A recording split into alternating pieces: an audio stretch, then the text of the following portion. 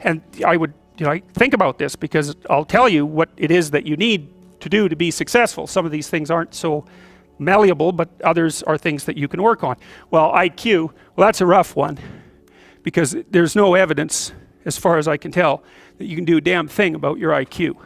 I was just reading a paper by Dan Simon today. It's a relatively recent review. Dan Simon did the invisible gorilla stuff, and he was looking, because there's all these companies that claim that these online brain training exercises can produce cognitive improvements, and he reviewed the literature again, and I've reviewed that literature like 6 times in the last 15 years, because I keep hoping that someone will crack the problem, but it's always the same answer. It's like, you do brain training games, you get better at the game, a lot better at that game. You get slightly better at similar games, but distal games that are still heavily cognitively loaded doesn't affect your performance at all. Zero, none.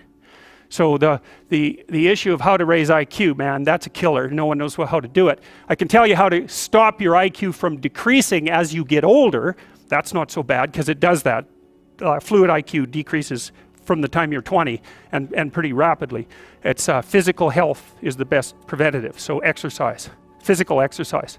Weirdly enough, you think, well, why? Well, your brain uses oxygen like mad, right? And it needs to be kept clean and well oxygenated. And physical exercise, both like weightlifting, so anaerobic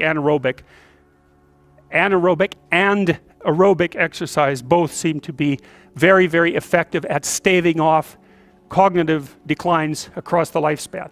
So that's a really useful thing to know, because that's the only thing we know that does that. So then the next best predictor of lifetime success is conscientiousness. Well, so, and of the 2 aspects of conscientiousness, say orderliness and industriousness, the better predictor is industriousness. So the question is, well, what can you do about your industriousness? And the answer to that is, well, that's kind of rough too, because there's a strong genetic component. But you can work on micro habits with regards to your conscientiousness. And I think the best micro habits, this is partly to do with this future authoring program processes, I think the best thing you can do with regards to your conscientiousness is to set up some aims for yourself, goals that you actually value. And the future authoring program helps people do that. And basically, it does a situational analysis of, it helps you do a situational analysis of your life more than a psychological analysis, I would say. And so the questions are something like, well, all right, you're going to have to put some effort into your life, and you need to be motivated to do that. And so what are the potential sources of motivation? Well, you could think about them in the big 5 manner. If you're extroverted, you want friends. If you're agreeable, you want an intimate relationship. If you're disagreeable, you want to win competitions. If you're open, you want to engage in creative activity. If you're high in neuroticism, you want security. Okay, so those are all sources of potential motivation that you could draw on, that you could tailor to your own, your own personality. But then there are dimensions that you want to consider your life across. And so we ask people about, well, if you could have your life the way you wanted it in 3 to 5 years, if you were taking care of yourself properly, what would you want from your friendships? What would you want from your intimate relationship? How would you like to structure your family? What do you want for your career? Well, how are you going to use your time outside of your job? And how are you going to regulate your mental and physical health, and maybe also your drug and alcohol use? Because that's a good place to auger down, because alcoholism, for example, wipes out 5 to 10% of people. So you want to keep that under control. And then so maybe you develop a vision of what you would like your life to be, and that associates the goal. Well, once the goal is established, and then you break down the goal into micro processes that you can implement, the micro processes become rewarding in proportion, in relation to their causal association with the goal, and that tangles in your incentive reward system. We talked about the dopaminergic incentive reward system, and that's the thing that keeps you moving forward. And the way it works is that it works better if it produces positive emotion when it can see you moving towards a valued goal. Okay, well, what's the implication of that? Better have a valued goal, because otherwise you can't get any positive motivation working out. And so the more valuable the goal, in principle, the more the micro processes associated with that goal start to take on a positive charge. And so what that means is, well, you get up in the morning and you're excited about the day, you're ready to go. And so as far as I can tell, what you do is you specify your long-term ideal. Maybe you also specify a place you want to stay the hell away from, so that you're terrified to fail as well as excited about succeeding, because that's also useful. You specify your goal. You do that in some sense as a unique individual. You want to specify goals that make you say, oh, if that could happen as a consequence of my efforts, it would clearly be worthwhile. Because the question always is, why do something? Because doing nothing is easy. You just sit there and you don't do anything. That's real easy. The question is, why would you ever do anything? And the answer to that has to be because you've determined by some means that it's worthwhile. And then the next question might be, well, where should you look for worthwhile things? And one would be, well, you could consult your own temperament. And the other would be, well, you kind of look at what it is that people accrue that's valuable across the lifespan. So you do a structural analysis of the subcomponents of human existence, and I already did that. You need a family, you need friends. Like, you don't need to have all these things, but you better have most of them. Family, friends, career, educational goals, plans for, time outside of work, attention to your mental and physical health, etc. That's what life is about. And if you don't have any of those things, well, then all you've got left is misery and suffering. So that's a bad deal for you. So once you set up that goal structure, let's say, and that's really in many ways that's what you should be doing at university.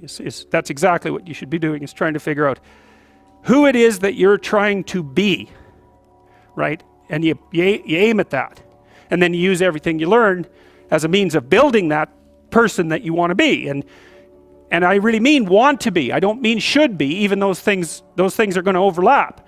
And it's important to distinguish between those, because that's partly, and this is back down to the micro routine analysis. So if I was saying, well, you're going to try to make yourself more industrious. Okay, number one, specify your damn goals, because how are you going to hit something if you don't know what it is? That isn't going to happen.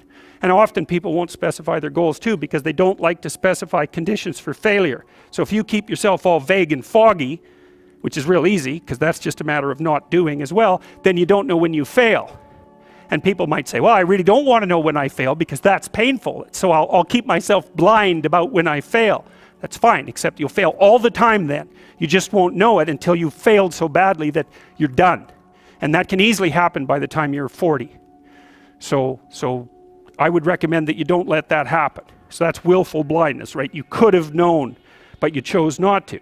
Okay, so once you get your goal structure set up, you think, okay, if I could have this life, it looks like that might be worth living, despite the fact that it's going to be, anxiety provoking and threatening, and there's going to be some suffering and loss involved and all of that. Obviously, the goal is to have a vision for your life such that, all things considered, that justifies your effort. Okay, so then what do? Well, then you turn down to the micro routines. It's like, okay, well, this is what I'm aiming for. How does that instantiate itself day to day, week to week, month to month? And that's where something like a schedule can be unbelievably useful. Google Calendar. It's like, make a damn schedule and stick to it. Okay, so what's the rule with the schedule? It's not a bloody prison.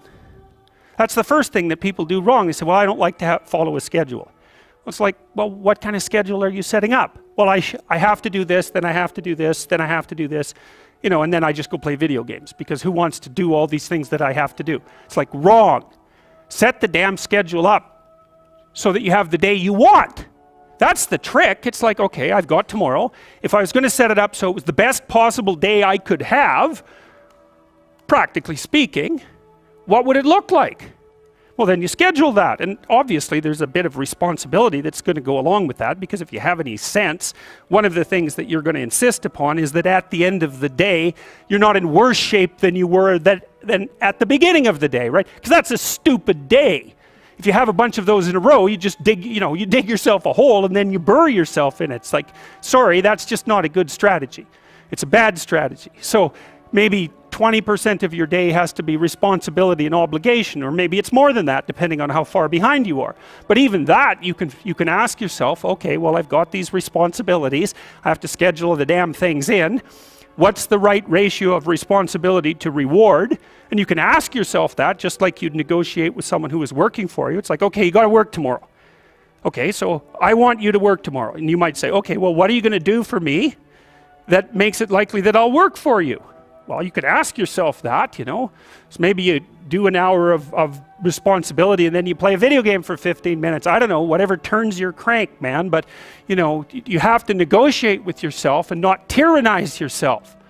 Like you're negotiating with someone that you care for, that you would like to be productive and have a good life. And that's how you make the schedule. It's like, and then you look at the day and you think, well, if I had that day, that'd be good. Great. You know, and you're useless and horrible, so you'll probably only hit it with about 70% accuracy, but that beats the hell out of 0, right? And if you hit it even with 50% accuracy, another rule is, well, aim for 51% the next week, or 50.5% for God's sake, or because you're going to hit that position where things start to loop back positively and spiral you upward. And so that's one way that you can work on your conscientiousness, is plan a life you'd like to have.